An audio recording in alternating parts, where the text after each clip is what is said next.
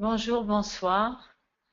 Bienvenue à cette conférence en webinaire dont le thème est sur le couple. Alors, c'est une conférence préparatoire finalement à la série de conférences sur le couple qui va suivre. Et le thème de ce soir, c'est le couple, obsession ou frayeur ou terreur. Avant de débuter, j'aimerais saluer tous les gens qui se sont joints à cette conférence gratuite. Merci beaucoup de votre confiance et vous expliquer un peu le déroulement parce qu'il y a des gens nouveaux. Donc, le déroulement, tout simplement, c'est que pendant 40 minutes, je vais vous transmettre un enseignement sur ce thème. Et après, vous aurez la possibilité de poser des questions.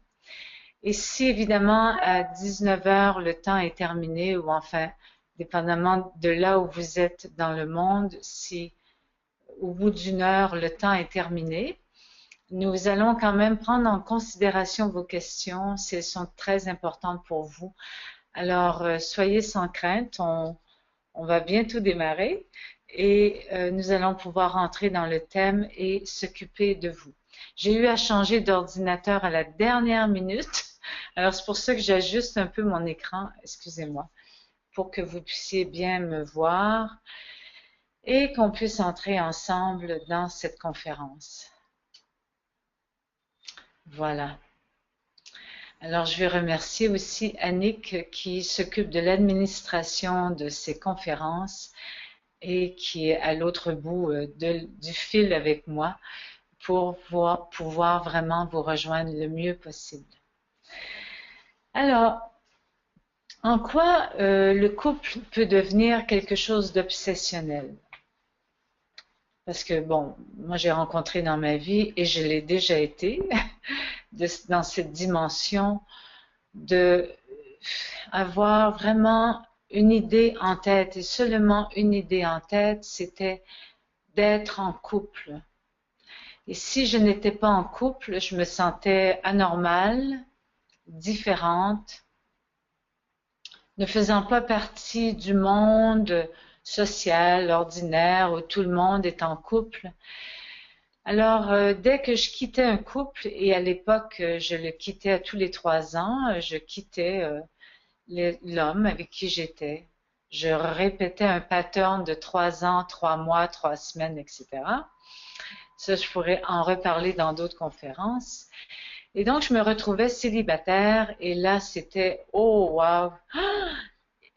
Vite, au lieu de profiter d'un temps d'être seule, j'essayais de retrouver un couple. Donc, j'ai connu un peu cette obsession. Et cette obsession de vouloir être en couple provient évidemment d'un vide intérieur, d'un manque affectif, mais provient aussi de ce qu'on a connu dans, je dirais, la première relation de couple que nous avons connue au monde, qui est la relation avec notre mère. Et cette relation, Françoise Dolto, cette grande psychanalyste, l'appelle la dyade, qui est la relation de couple nourrisson-maman, et qui est aussi une relation de couple qui se vit par osmose dans notre vie intra-utérine et par la suite par symbiose lorsque nous sortons du ventre de notre mère et que nous nous dirigeons dans une rencontre avec cette personne qui nous a mis au monde, peu importe comment ça se passe. Même si cette relation s'est mal vécue pour différentes raisons qu'on a déjà analysées dans les conférences de la guérison du cœur et l'auto-guérison du corps, j'y reviens dans l'obsession qu'on a d'être en couple. Par le fait même, on a en nous des espaces de symbiose, de fusion, qui n'ont pas toujours été nourris de la façon dont nous, en tant qu'enfants, nous avions besoin de le nourrir, de le vivre. Alors nous avons tous souffert à différents degrés de manque affectif, de vide et d'un besoin profond de retrouver cette énergie fondamentale qui fut entre autres l'enveloppe maternelle, et après ça, les premiers liens avec la mère. Alors, dans cette recherche obsessionnelle de se retrouver à deux, il y a ce grand besoin inconscient de guérir la relation de fusion que j'ai pas pu vivre au bout, dont j'ai pas pu me libérer finalement, et qui s'est maintenu dans ma psyché, dans mes cellules, dans mon corps, dans ma chair, dans mon monde émotionnel, et ce qui crée en moi un manque affectif, un vide, et surtout l'illusion que l'autre peut combler à l'intérieur de moi ce manque, ce vide. Alors par le fait même, si vous êtes et si vous faites partie, comme j'en ai déjà fait partie, de ces gens qui ont un besoin obsessionnel de retrouver le couple pour survivre à la vie, finalement, comme si le couple nous donnait la nourriture nécessaire pour exister. Alors, exister à deux, c'est possible. Sauf que exister à deux, dans un manque affectif, ça va être difficile. Je vais charger mon couple, je vais charger l'autre du rôle de me donner la joie, l'amour, l'espoir d'exister en tant qu'être humain.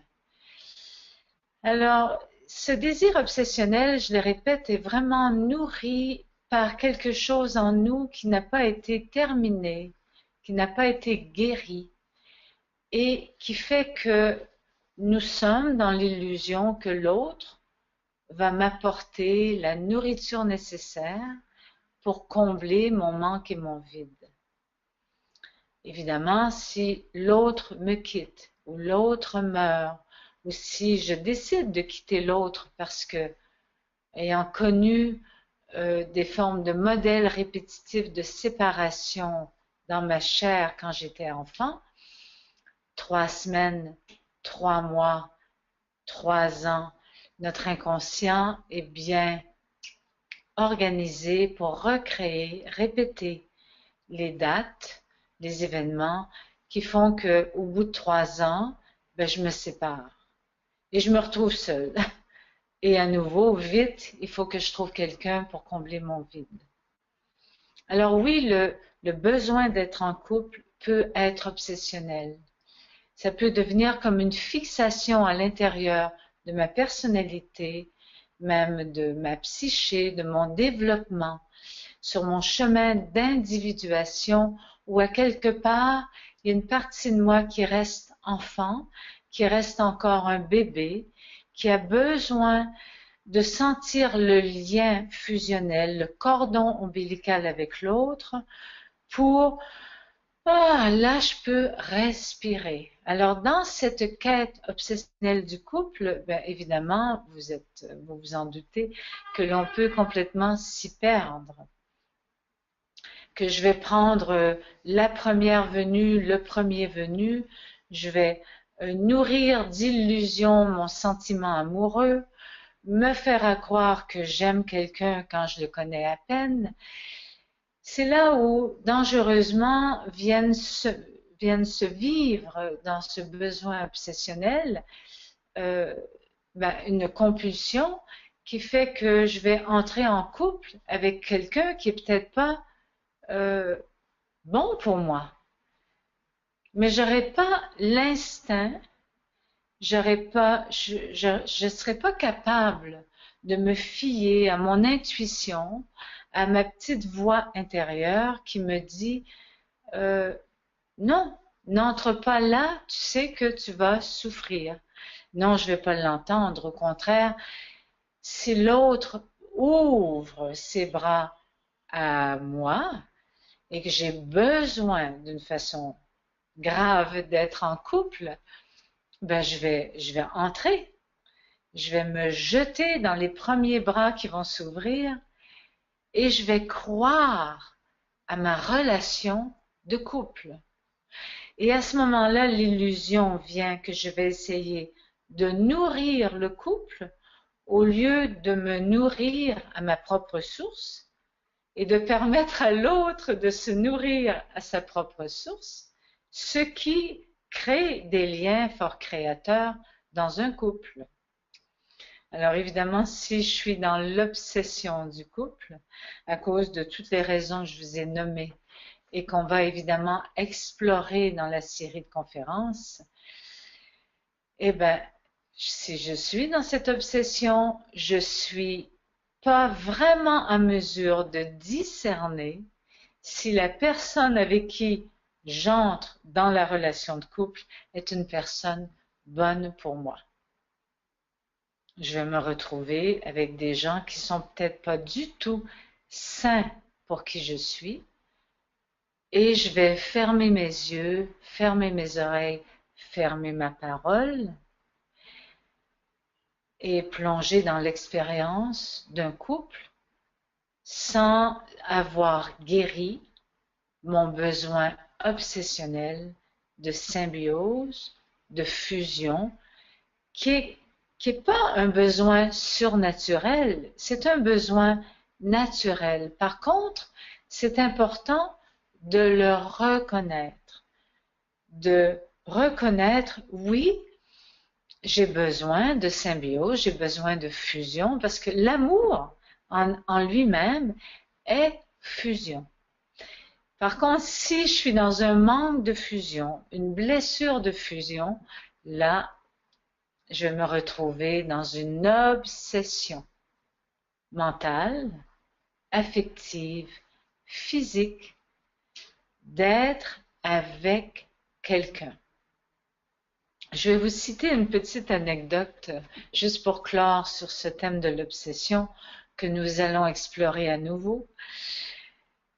Quand j'étais jeune, j'avais un père qui était présent, par contre totalement absent, c'est-à-dire je ne le voyais pas, il était toujours en déplacement, ses horaires et mes horaires n'étaient pas du tout compatibles en tant qu'enfant, donc j'avais cette sensation de ne pas avoir de père, tout simplement, et l'homme que je voyais comme père, à 5 ans, me paraissait vraiment un étranger.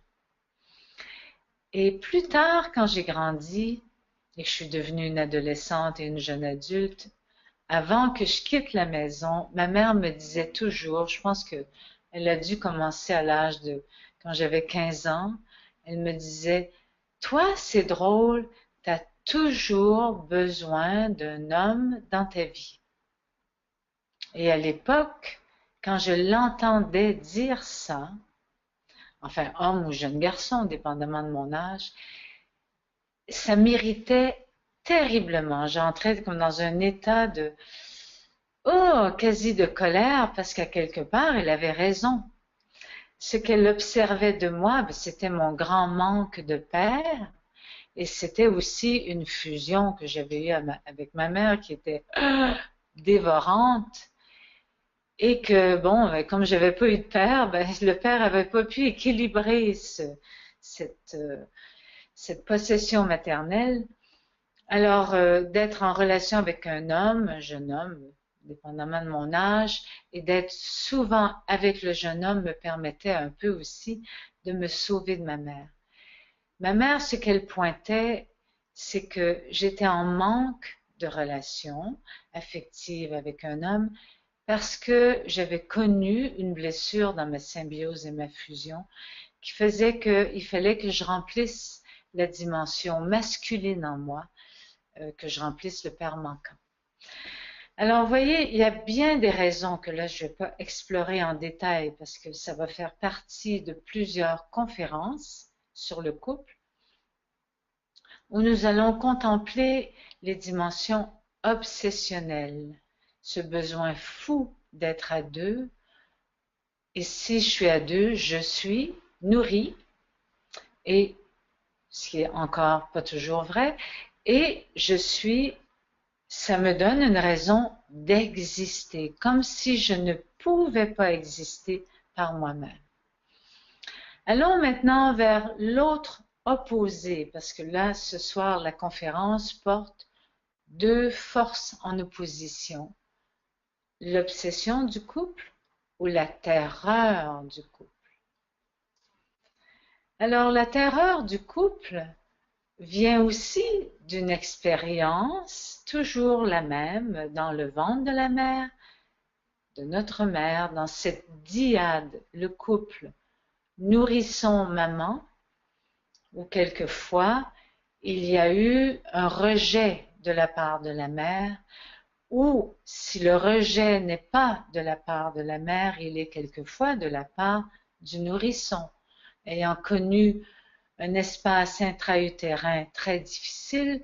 Il y a des enfants qui, en naissant, vont rejeter d'emblée leur mère, son lait, ou d'autres, c'est la mère qui les rejette pour des raisons quelquefois de santé mentale ou de santé physique, ou tout simplement parce que la mère connaît une blessure avec sa propre mère qu'elle répète, avec son nourrisson.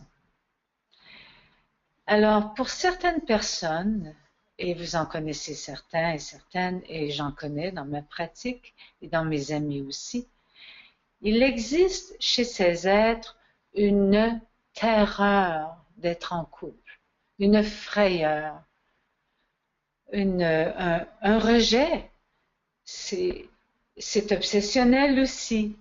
C'est « Ah, moi, je veux surtout pas être en couple. Moi, j'ai peur du couple. J'ai peur de m'engager dans une relation de couple. » Donc, évidemment, cette frayeur du couple touche aussi la dimension d'une frayeur d'engagement. Mais revenons au couple, et je voudrais pas ce soir me perdre dans l'engagement. Il y a bien des gens qui sont en couple et ils ne sont pas engagés du tout. Donc, restons dans la frayeur du couple.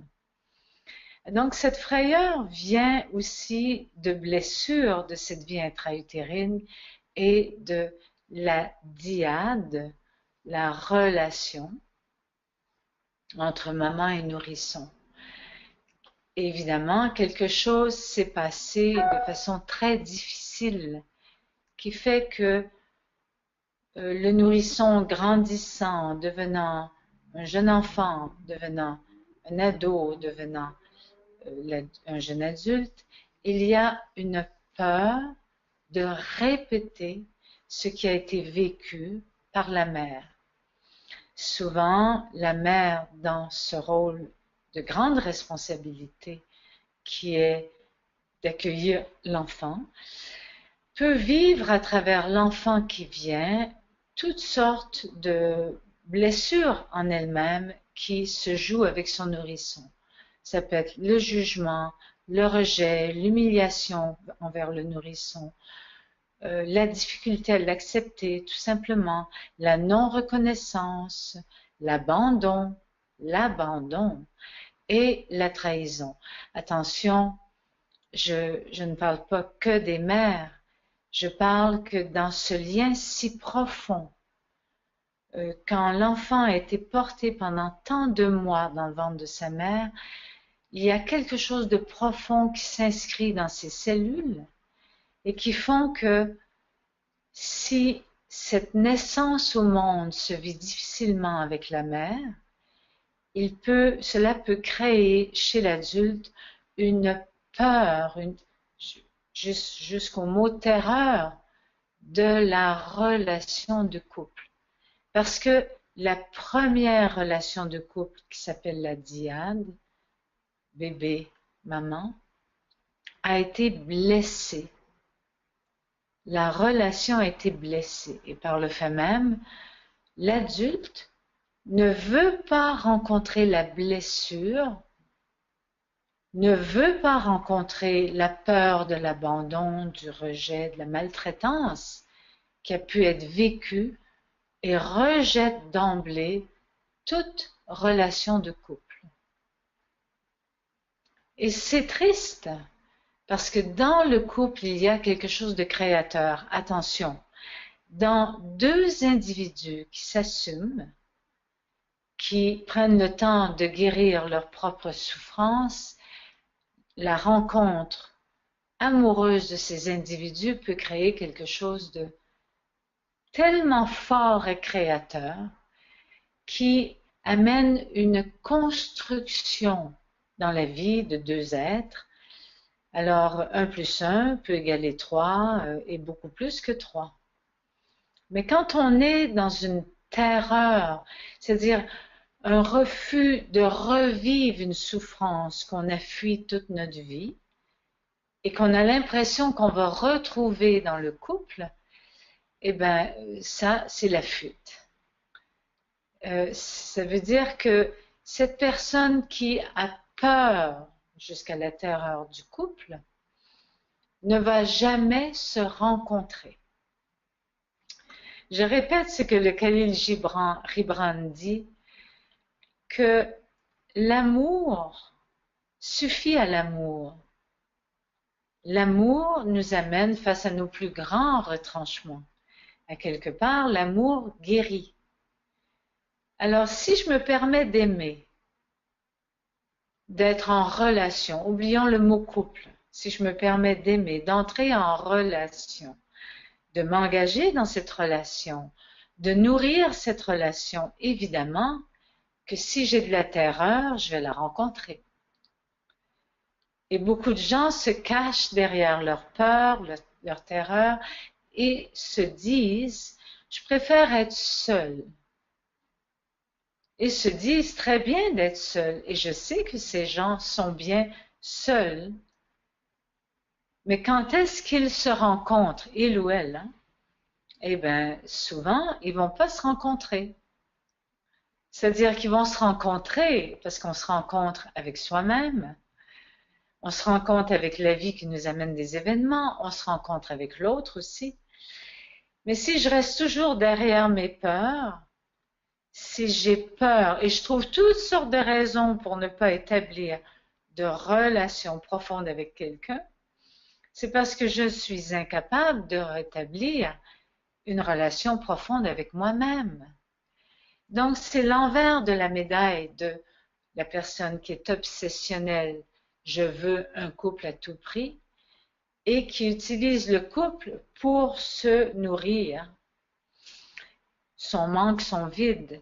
Et il y a l'autre qui reste dans cette erreur, ses peurs derrière ses protections, caché derrière ses armures, et a l'impression que oui, il se rend compte, mais non. Cette intimité avec l'autre, évidemment, débute par une intimité avec soi-même. Alors, si j'ai peur de l'autre, j'ai peur de moi. Si je suis en manque de l'autre, je suis en manque de moi-même.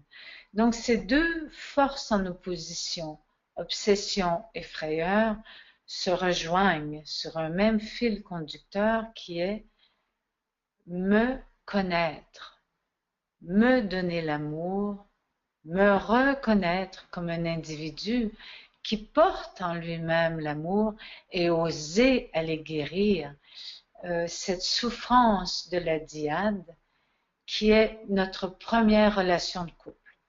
Alors maintenant, quittons cette première relation de couple puis allons vers d'autres couples qui nous ont influencés. Et le premier couple qui nous a influencés, c'est peut-être le couple parental grand-maman, grand-papa par qui vous avez été élevé, ou tout simplement le couple de vos parents. Alors dernièrement, j'étais avec un homme qui me disait « Moi, j'ai tellement peur d'être en relation de couple parce que je ne veux pas reproduire mon couple parental. Je ne veux pas rencontrer une femme comme ma mère et je ne veux pas être comme mon père qui s'est laissé dévorer par ma mère. » Alors évidemment, en disant « je ne veux pas rencontrer », c'est sûr que cette personne va rencontrer ou a déjà rencontré et a fui en courant le couple parental. Nous sommes profondément influencés, inconsciemment, à moins que vous ayez fait déjà de la thérapie, de la psychothérapie, psychanalyse, vous savez que le couple parental nous influence grandement, jusqu'à temps qu'on s'en libère. à nouveau une influence inconsciente. Donc ce soir, vous pouvez contempler, êtes-vous du type obsessionnel? Êtes-vous du type j'ai très très peur et je refuse? Parce que je vous dirais, ben, contemplez, il se peut que vous ne vous souveniez pas de votre dyade, contemplez votre couple parental. Avez-vous peur de reproduire ce couple? L'avez-vous déjà reproduit et ainsi divorcé de la personne avec qui vous étiez? Êtes-vous dedans ce couple parental comme si vous l'aviez répété? Inconsciemment, et vous en prenez conscience, mon Dieu, je suis comme ma mère et mon père. Et l'autre qui est avec vous dit, ben, je suis comme aussi ma mère et mon père. Donc, moi, je vous invite à nettoyer ce couple.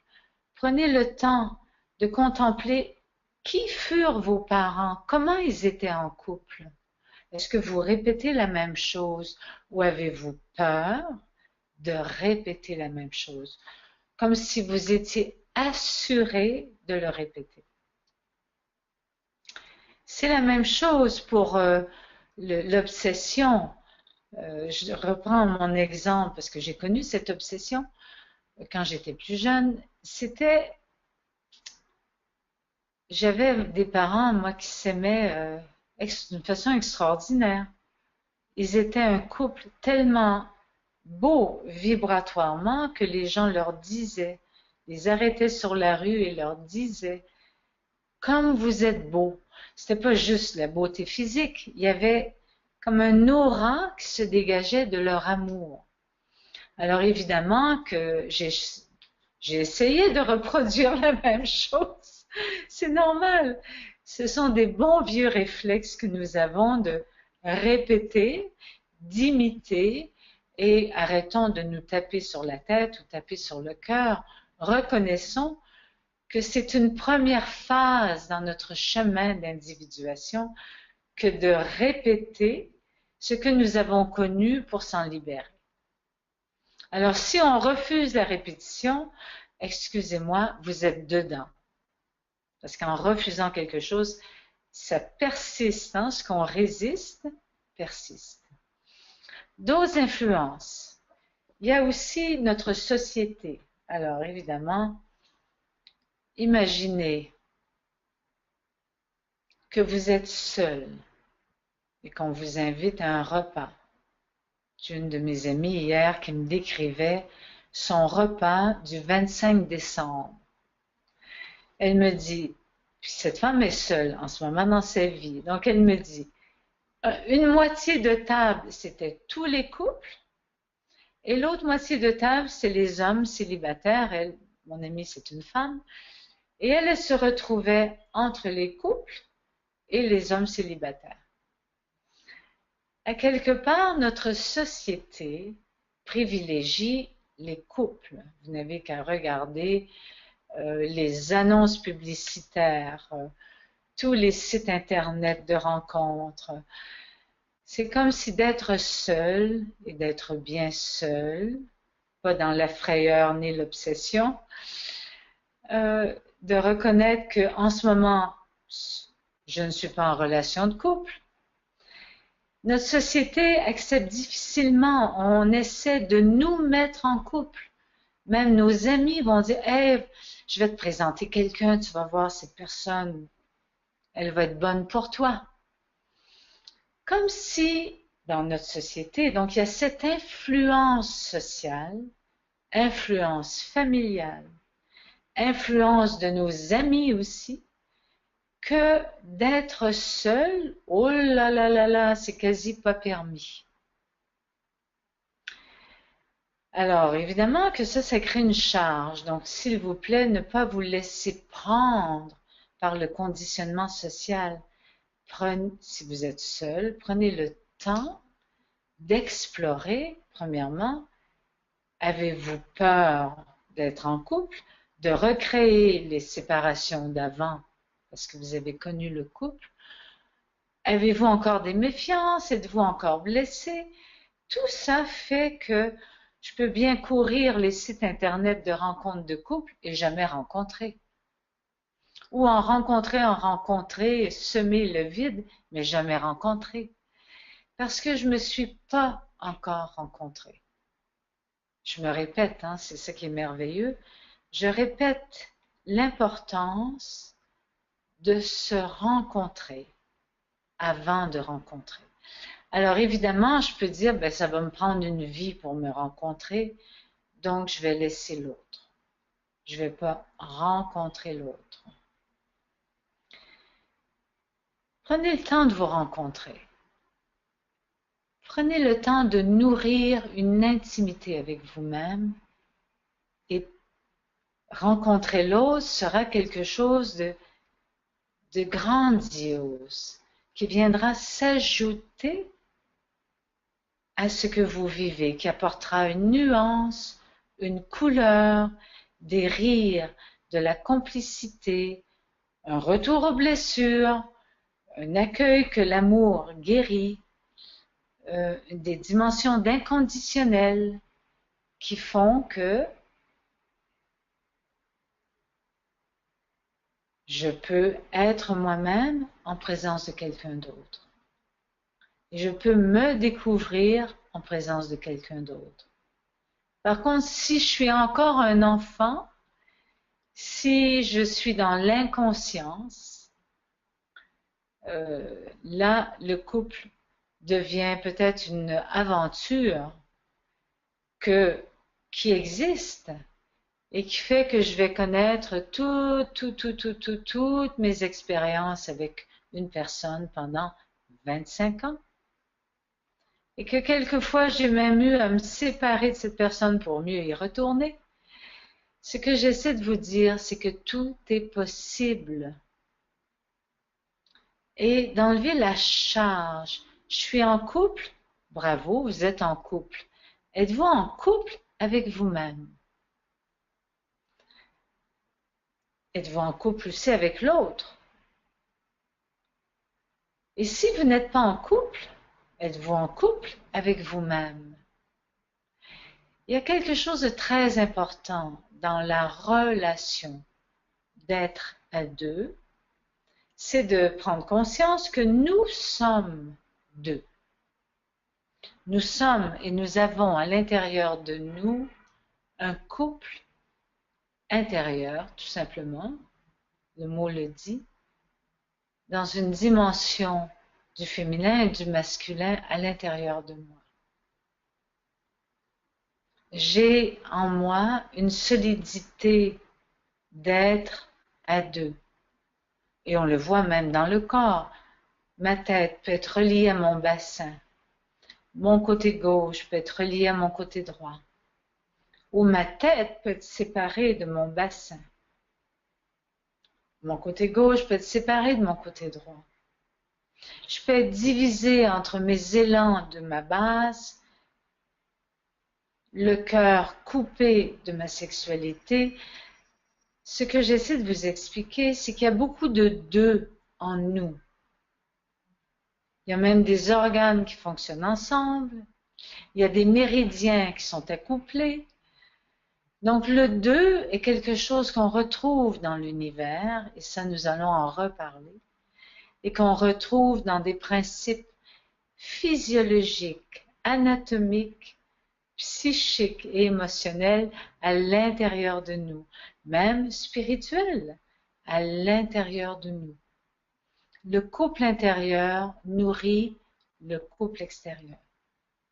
Si je n'ai pas pris le temps de nourrir le deux en moi, ben je peux me perdre dans le deux à l'extérieur de moi.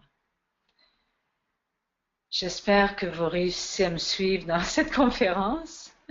Et bientôt, dans quelques minutes, pensez à vos questions. Nous allons passer à la période de questions sur ce que j'ai nommé l'obsession, la terreur, l'influence du premier couple, le nourrisson et la maman, la dyade, l'influence du couple parental aussi, l'influence de notre société, de nos amis, puis aussi notre capacité d'être à deux en nous-mêmes pour mieux nourrir le 2 à l'extérieur de nous. Alors, comment se déroule la période de questions? Si vous voulez prendre parole, vous cliquez sur la petite main.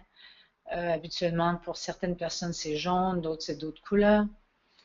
Et Annick, qui va gérer la période de questions avec moi, va vous céder la parole. Assurez-vous que votre micro, évidemment, est ouvert pour ne pas perdre de temps et vous posez votre question.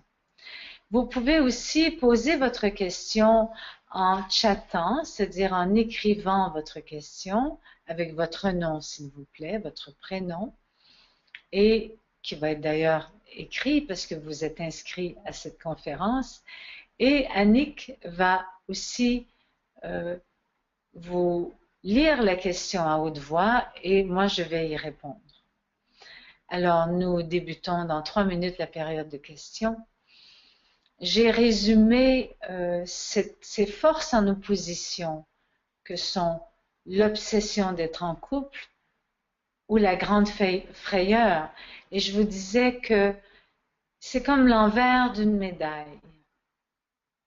L'obsession, c'est que j'ai un manque et je suis dans l'illusion que l'autre peut le combler, ou je suis prise par le conditionnement social et je me sens tellement anormale d'être seule qu'il faut que je trouve un couple. À tout prix. Il n'y a pas de discernement, parce que je suis dans l'obsession, c'est une compulsion.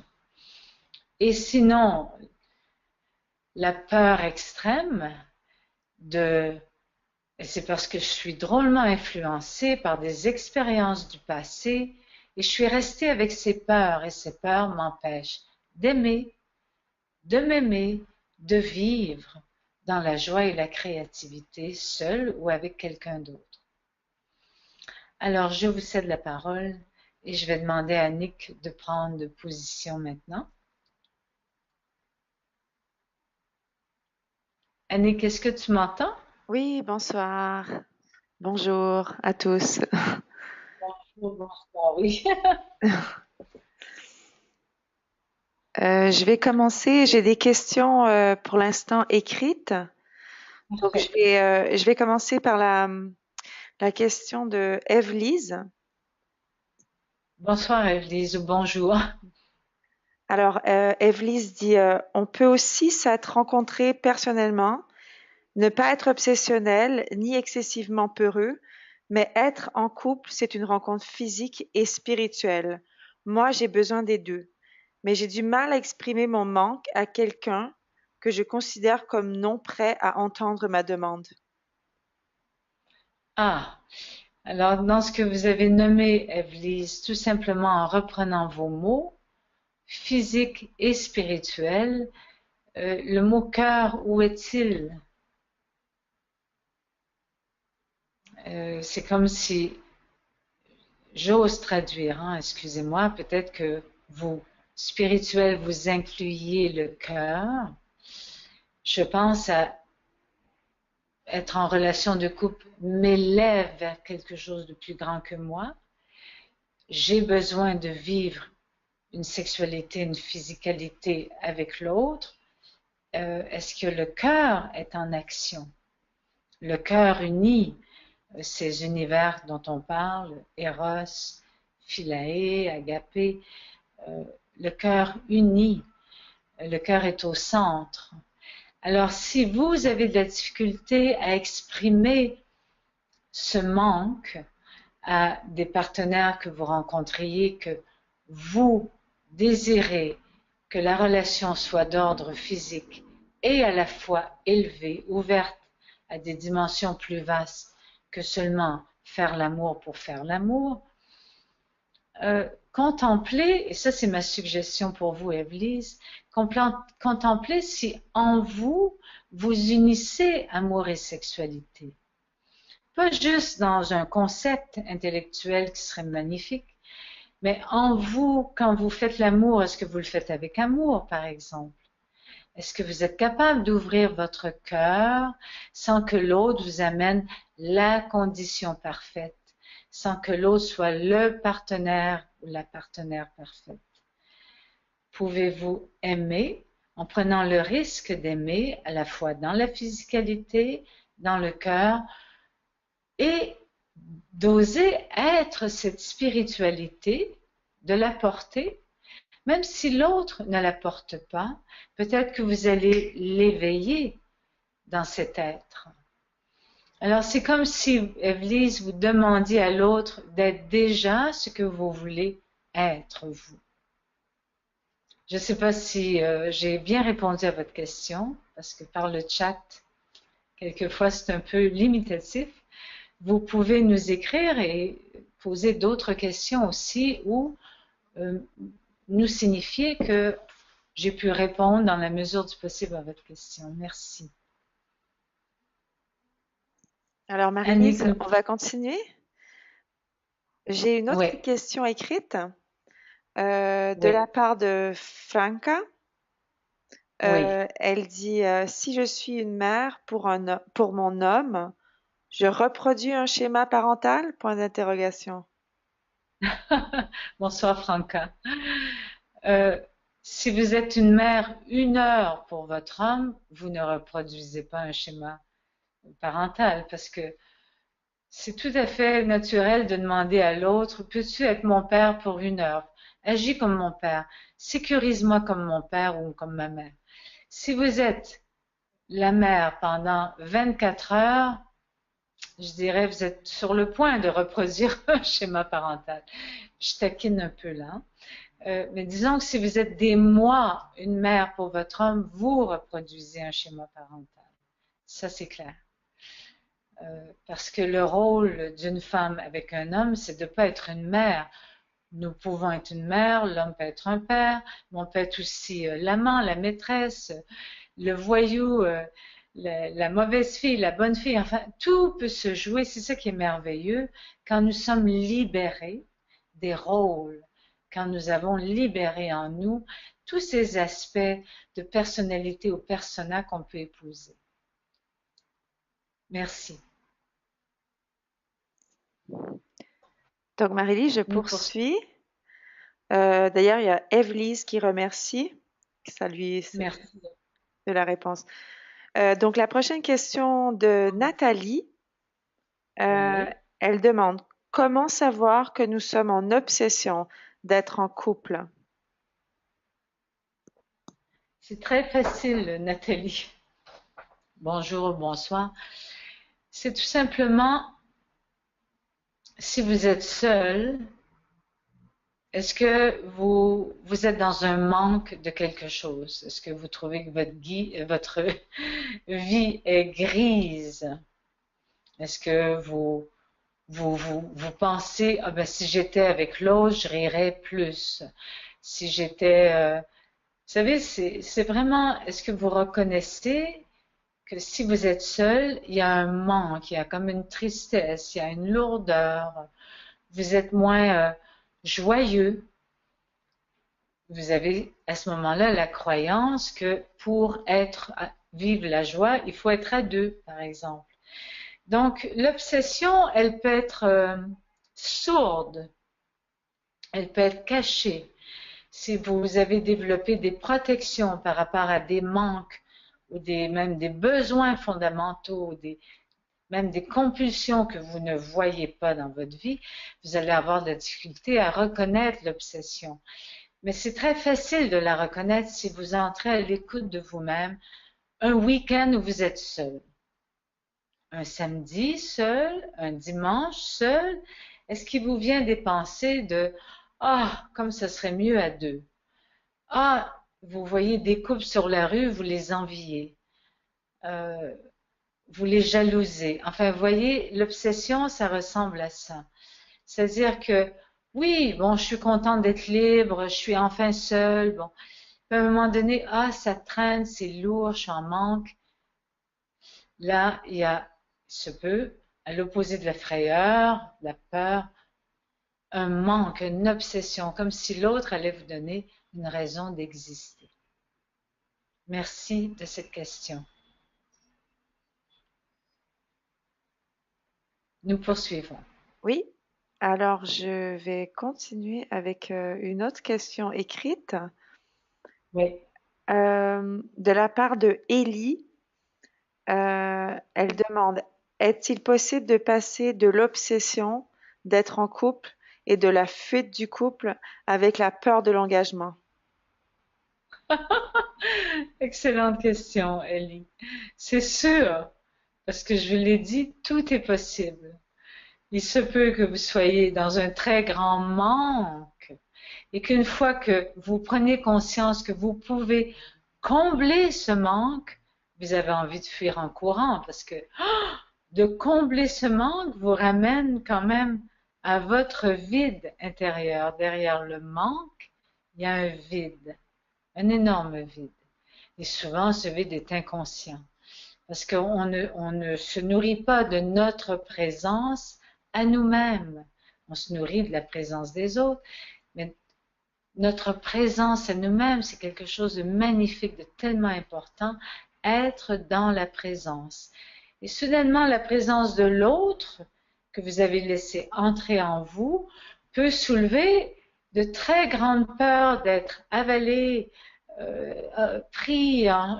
possédé, emprisonné, et que vous quittiez, que vous vouliez fuir en courant ce qui vous a tant manqué.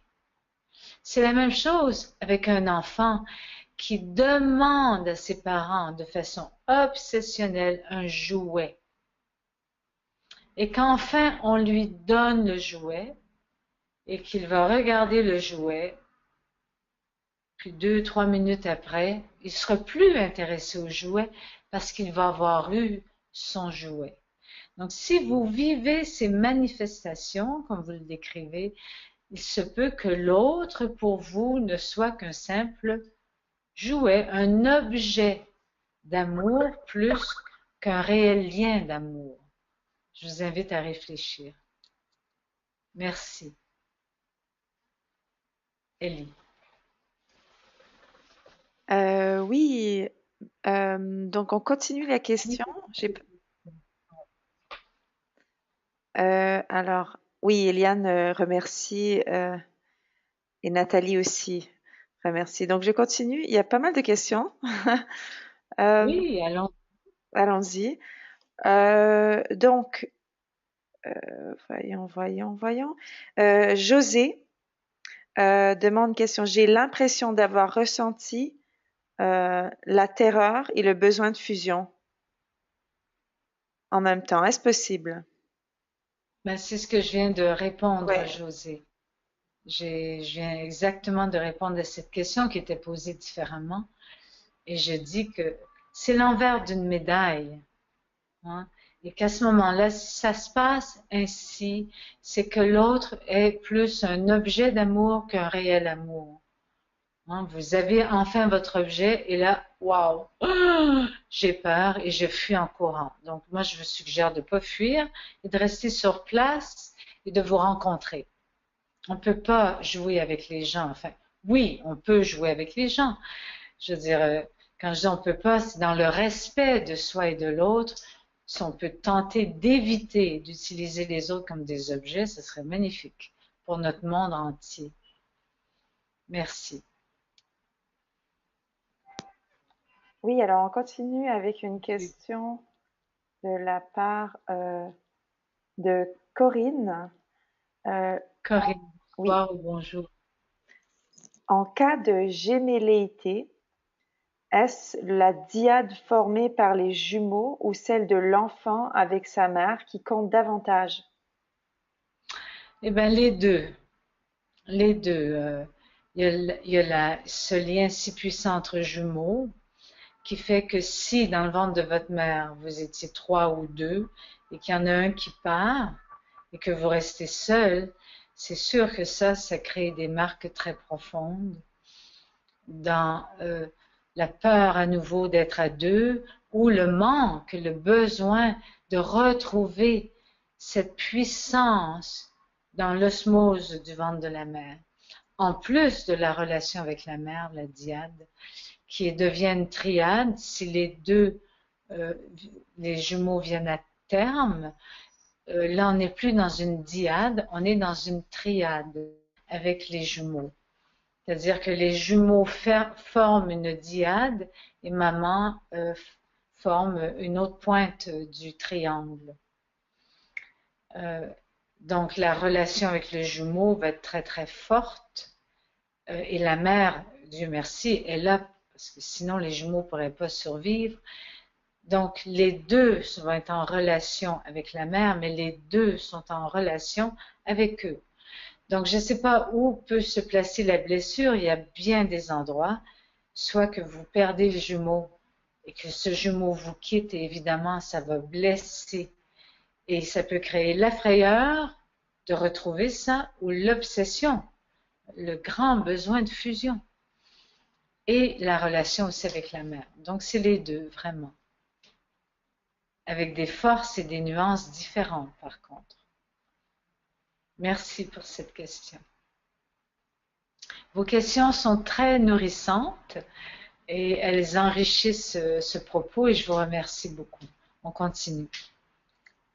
Oui, alors on va continuer avec une question de Luce. Bonsoir ou bonjour Luce. Si on vit une fusion de son couple intérieur, peut-on à ce moment se suffire à soi-même tout en étant en relation avec l'autre, mais sans être en couple? C'est une excellente question, Luce.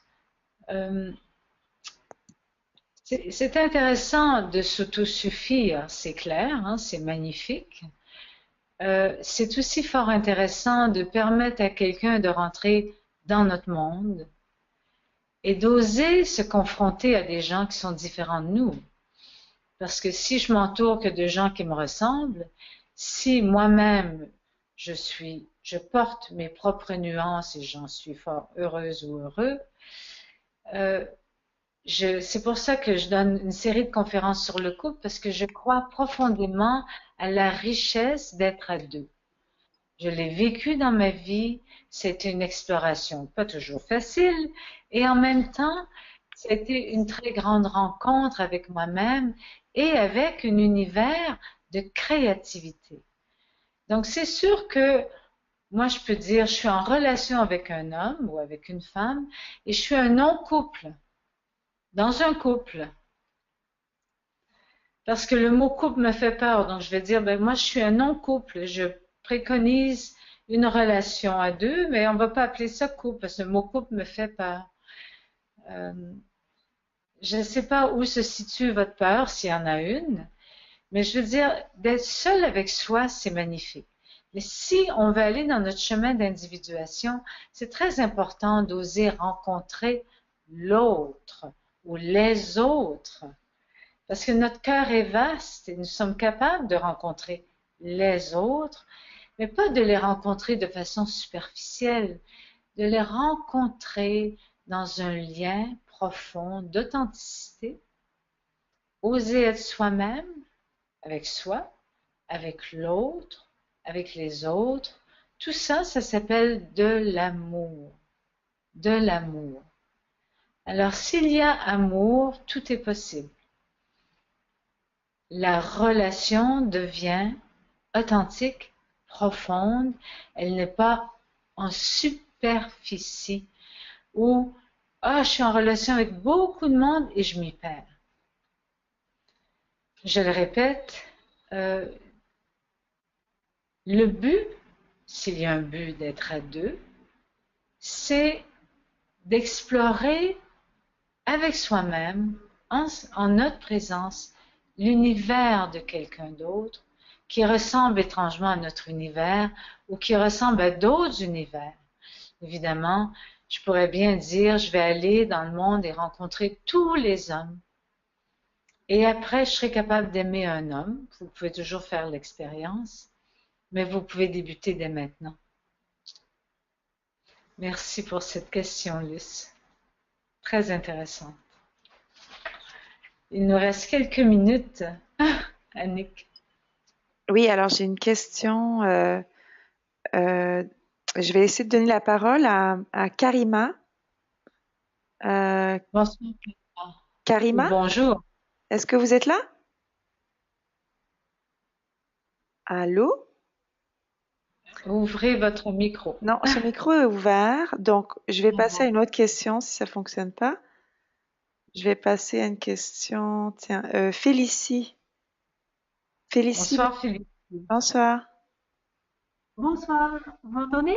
Oh, très bien. Bonsoir, bonne année, meilleurs vœux à tous et toutes. Merci, merci beaucoup Félicie. Et je voulais te demander, Marie-Lise, ce que tu as expliqué en termes de mécanismes, euh, obsession, frayeur et aussi l'influence de la dyade, du coup parental et de la société. Est-ce que ça fonctionne aussi dans notre engagement ou une recherche de liens d'amitié, c'est-à-dire entre femmes, donc où il n'y aurait pas un lien d'ordre sexuel ou physique, mais plutôt un couple d'amitié. Est-ce que ça peut aussi Oui, fonctionner ces influences dans l'amitié? totalement. Parce que dès que je me mets en relation d'engagement avec une amie, finalement, ou un ami, il y a un engagement. Il y a un respect, faire attention à l'autre, faire attention à soi en présence de l'autre. Et ça y est, on se retrouve dans un couple. C'est sûr que c'est pas la même intensité si je partage ma chair, mon physique avec cette personne, mais je peux prendre cette personne dans les bras et sentir des émotions kinesthésiques aussi à travers le toucher. Je sais que par exemple, mes amis, moi je les embrasse, je les prends dans mes bras, je les serre. Je suis physique avec mes amis. Évidemment que ça rejoint toutes ces influences que j'ai nommées. Si je suis au restaurant, par exemple, donc dans la société, et que je touche mon amie de femme et que je l'embrasse, parce que c'est sincère, c'est vrai, ben, il y a des gens qui nous regardent en disant, oh là là, est-ce qu'elles sont gays? Immédiatement, il y a des réactions de projection. Et franchement, est-ce que c'est ça qui est important? Donc, si pour les gens qui le vivent, si vous, par exemple, toi, Félicie, si tu es en relation avec une amie et tu te dis, bon, mais au restaurant, il ne faut pas que je lui prenne la main quand vous avez envie de lui prendre la main, là, vous êtes influencé par la société. Vous êtes influencé par, oh mon Dieu, qu'est-ce que les autres vont. C'est tout ça dont je parle aussi. Donc oui, la réponse est oui. Dans ce lien d'amitié, c'est une relation à deux. Est-ce que je maintiens mon authenticité, peu importe ce que les gens disent, ou est-ce que je fais attention au quand dira-t-on? C'est juste un exemple. Donc, j'ai la capacité de reproduire mes blessures dans ma fratrie aussi. J'ai pas eu le temps de parler des liens de la fratrie, qui quelquefois sont des liens de couple aussi. Deux sœurs, deux frères, un frère, une sœur, c'est des liens très, très, très puissants. Merci beaucoup, Félicie, pour cette question. Merci. Est-ce que j'ai répondu? Oui? Ça va? Oui, c'était aussi dans l'idée de voir si on peut reproduire, mais je crois que tu viens de dire des blessures plus précisément, concrètement. Je pensais de revivre régulièrement des blessures de trahison, d'impression de pouvoir en présence. Tout d'un coup, d'abord, de se dire, ah, chouette, j'ai trouvé quelqu'un, je peux comme déposer mon cœur en toute authenticité. Et puis faire être confronté à une trahison et puis de vivre très mal et du coup Totalement. comme revivre une blessure et puis du coup se méfier et fuir. Et du coup, je trouvais que c'était très analogue à ce que tu as expliqué dans le couple homme-femme ou homme-homme. Totalement. Avec une relation à deux où tu engages ton cœur, que ce soit une amitié, peu importe, les blessures peuvent revenir. Et c'est là qu'on apprend, c'est là qu'on explore. La vie est une exploration. On ne peut pas nous mettre dans des cases. Enfin, ne tentez pas de le faire. S'il vous plaît, permettez-vous d'explorer. Devenez votre propre laboratoire d'exploration. J'espère que cette conférence vous a plu. Il est le temps d'arrêter, quoiqu'on a débuté un peu en retard dû à mes problèmes d'ordinateur. Est-ce qu'il reste une dernière question, Annick? Oui, Marie-Lise, j'aurais différentes questions, mais je vais prendre la dernière question ici parce qu'on n'a plus de temps. C'est une Okay. question écrite. Waouh, il y a la tour Eiffel qui brille en arrière de toi. C'est magnifique. Vous êtes dans les Donc, Brigitte pose comme question, je suis divorcée oui, depuis 9 ans. C'est oui, depuis peu que je me sens parfaitement bien seule. Je ne sais pas si je serai de nouveau en couple. Eh bien, pour l'instant, Brigitte, vous vous sentez bien seule et vous êtes peut-être en train de guérir des blessures. Je ne sais pas. Posez-vous cette question. Ce bien-être d'être seul, vous avez atteint une zone de confort que vous avez peut-être pas envie de bouger. Parce que vivre seul avec soi-même, on peut atteindre des zones de très grand confort. Et évidemment que rencontrer quelqu'un, que ce soit comme une synchronicité extraordinaire, un beau hasard qui n'existe pas, ça vient vous sortir de vos zones de moi je suis tellement bien seule. Est-ce que je suis prête à rencontrer un peu de friction, un peu de questionnement, de peur de plaire ou de déplaire? Bravo, sortez de votre zone de confort. Si vous vous sentez prête, je vous invite à en sortir. Merci beaucoup à tout le monde. Je vous embrasse et je vous dis à très bientôt. La prochaine conférence est un thème un peu similaire avec notre ami Arnaud Rioux. Et là, nous débutons vraiment l'entrée dans la série de conférences. J'ai aussi comme invité Guy Corneau, mon grand ami, qui va être de passage à Paris 3 mois pour une pièce de théâtre sur le couple, entre autres. Je ne peux pas vous nommer le titre encore parce qu'ils sont toujours en train de trouver le titre. Donc, j'ai réussi à l'attraper et à lui demander de venir pendant ces 3 mois. Il va venir au moins une fois aux conférences. Ça va être sur la perte d'identité et le couple. Et aussi Jacques Chikroun, qui est toujours, qui a écrit ce livre sur l'amour et qui va venir au niveau des ombres dans le couple. Et Annick, est-ce que tu pourrais nous nommer le thème de notre prochaine conférence? Oui, un instant.